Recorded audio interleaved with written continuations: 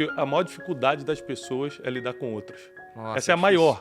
Por exemplo, quando se fala de felicidade, as pessoas acham que o dinheiro ajuda nisso. E, na verdade, o dinheiro facilita tanta coisa, né?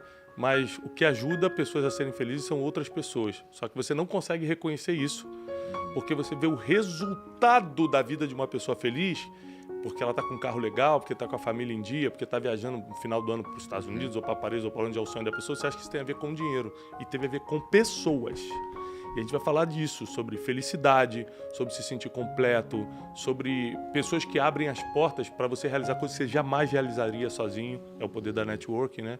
E tantas coisas que dependem de pessoas.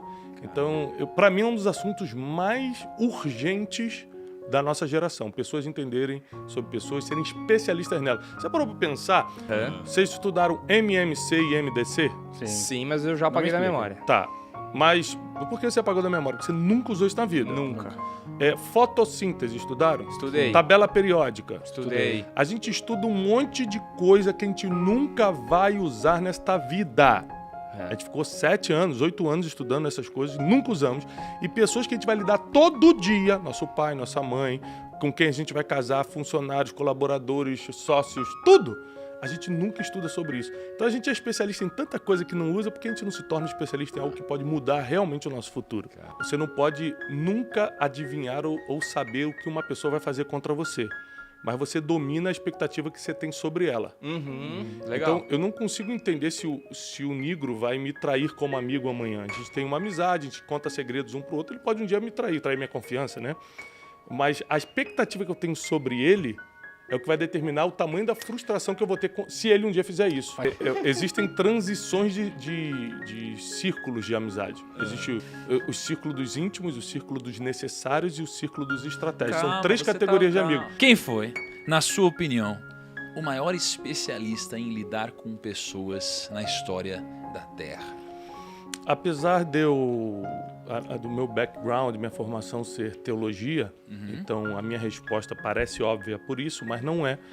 É óbvia porque eu gostaria de trazer alguns fatos que provam o que eu quero dizer, que o maior especialista que já passou nessa terra em pessoas foi Jesus. Não estou falando aqui do Jesus Deus para os cristãos, estou falando do Jesus homem que passou pela terra e quem não acredito que ele é Deus é porque eu sou ateu. Ótimo, mas não tem como lutar contra a história, que ele passou 33 anos na terra, passou. Então, esse Jesus homem foi um especialista em pessoas e eu quero provar, o maior de todos, tá?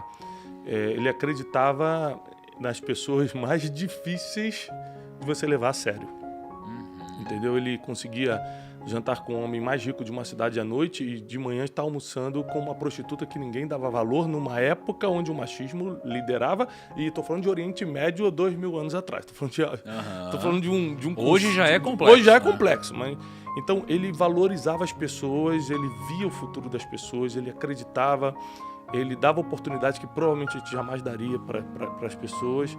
Ele sabia categorizar pessoas, isso é uma coisa que eu quero ensinar hoje, que vai facilitar a vida de todo mundo que está assistindo a gente. Então, sem dúvida, quem passou por essa terra e deu uma aula disso foi Jesus. Quem quer ser especialista em pessoas tem que aprender a fazer perguntas. Porque é a forma mais prática da pessoa confrontar-se a si mesmo. Em vez de você confrontar com o dedo na cara, você faz uma pergunta que é muito mais eficaz do que uma acusação. Então, Jesus olha para Pedro e fala: Pedro, você não sabe que quem vive pela espada vai morrer? Então ele faz uma pergunta que já é: olha o que você está fazendo, você está plantando e vai colher, hein? Viu como você não tomou a atitude certa? Ou seja, sem repreender, ele repreendeu com uma pergunta. Você não sabe que quem vive pela espada vai morrer? Porque o problema é quando a gente está no foco de tensão, cara. Não dá para você dizer que conhece uma pessoa enquanto você não entrar em focos de tensão com ela. Por exemplo, quando a gente vai negociar, a gente está num foco de tensão. Então, você conhece muito uma pessoa quando está negociando com ela. Quando tem dinheiro envolvido, o foco de tensão mental aumenta. Então, você rapidamente vai descobrir quem essa pessoa é de verdade. Em discussões você descobre. Quando a pessoa chega num limite emocional e briga com você, por exemplo, ali você vai descobrir muito sobre ela. Então é muito difícil você conhecer uma pessoa sem ter passado no foco de tensão com ela. Eu estou vivendo há 10 anos com meu colega de trabalho, ele é maravilhoso. Mas vocês já tiveram uma crise, vocês já brigaram, vocês já passaram por algum problema, você já pegou dinheiro emprestado e não pagou? Alguma coisa que gere um foco de tensão entre vocês dois? Não, então não diz que conhece. Às vezes você está conhecendo só o lado bom da pessoa. E Jesus, ele mostrou todos os lados dele, tanto da parte boa, tanto quando a situação era boa, quanto quando a situação era ruim, e todos os lados deles era bom. Mesmo durante o foco de tensão. Só contar um fato que veio na minha cabeça sobre o foco de tensão. Há um tempo atrás, um cara que é amigo meu hoje, antes era cliente, na época eu tinha uma agência de turismo, alguns anos atrás, ele ficou me devendo um valor alto. E a gente ficou, 3 meses discutindo no telefone, cara, você precisa me pagar e tal. E um dia a gente marcou uma reunião presencial e a gente teve, assim, uma discussão mesmo. E ali ele falou, cara, eu não tenho como pagar, a gente vai ter que parcelar e tudo. Bom, nunca mais vi o cara.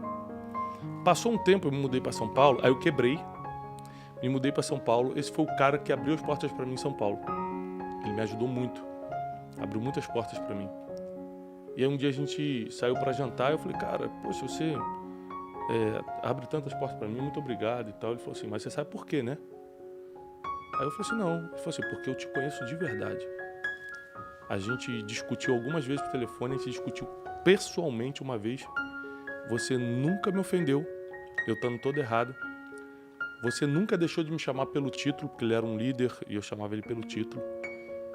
E você, cara, nunca foi sarcástico, nada. Então eu vi, cara, esse é o Thiago. O Thiago é um cara que ele tá nervoso, mas não perde o respeito por uma autoridade. Ele tá nervoso, mas ele não vai me ofender ou me agredir.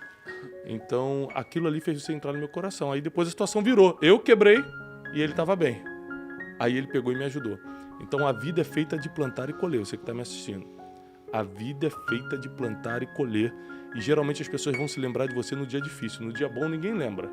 Hoje o Lucão tá bom, então as pessoas não lembram. É no dia que você deu o problema que as pessoas vão lembrar. Então você tem que estar sempre preparado para isso, porque no dia mal a gente revela quem é de verdade.